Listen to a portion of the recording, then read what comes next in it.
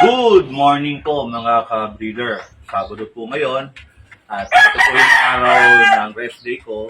Pero hindi po rest day kasi kailangan po tayo maglinis po ng ating bukas. Ito pong hawak ko ngayon, ito po yung pinakakaraniwang tinatanong po sa akin kung meron pa po ako nitong binibenta. So, sa ngayon po kasi, nasa process pa po siya ng breeding at meron na po siyang mga ilang itlog. So, ito pong hawak ko ay isa pong butcher. So, Red Richardson Butcher po siya. Siya po ay galing kay Kuya Danny ng Dan GC Gold Farm.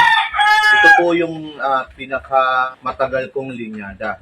At subok ko na po ito. Nakuha ko po kay Kuya Danny yung kanyang ama at yung kanyang ina. So, ang kasaysayan po nito, ang sabi po sa akin, ay ang lolo po nito, na kung tawagin nila ay si Uno, ay isang 9-times winner. Hindi ko lang po alam kung sa gap o sa slasher type. Pero, naniniwala po ako dahil yung mga naging anak po nito ay multi-winner na kilos ko po sa Roundhead, sa Allen Roundhead po ni Nene Aguilar, at sa Kelso po. Kelso. So, kaya po masasabi ko na tama po na meron po itong dugong winning line. Ngayon po, kung titingnan nyo, hindi po siya kagandahan dahil medyo malaki ang ulo, tapos yung kanyang conformity ay para pong itsurang oriental, no? Pero sabi nga po, looks can be deceiving, no? Dahil ito po ay, ang kanya pong dugo ay talaga pong nasa winning line. Tapos po, nung po isang araw, may nakapagsabi po sa akin tungkol dito na talaga raw pong hindi gwapo ang mga butcher. So, pag gwapo daw po ang butcher, ay mukhang hindi po butcher yon. Kasi in comparison po with sa mga sweaters and roundhead, talaga pong walang panama, no, sa itsura.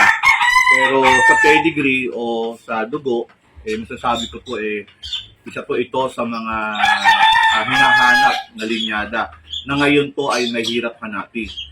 Wala pa po akong ganong nababasa na breeder na meron po silang butcher.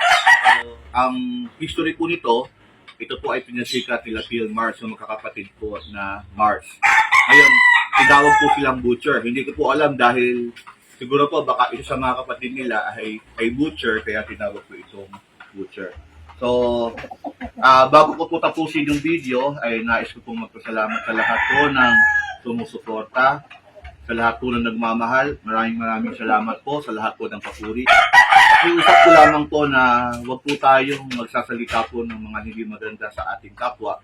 Ganun din po ay pakiusap ko rin po na huwag niyo po akong tawagin boss, lodi, idol, o big time, no? Sir na lang po kasi pare-pareho na lang po tayo nagmamanok at pantay-pantay lang po tayo sa larangan po ng breeding.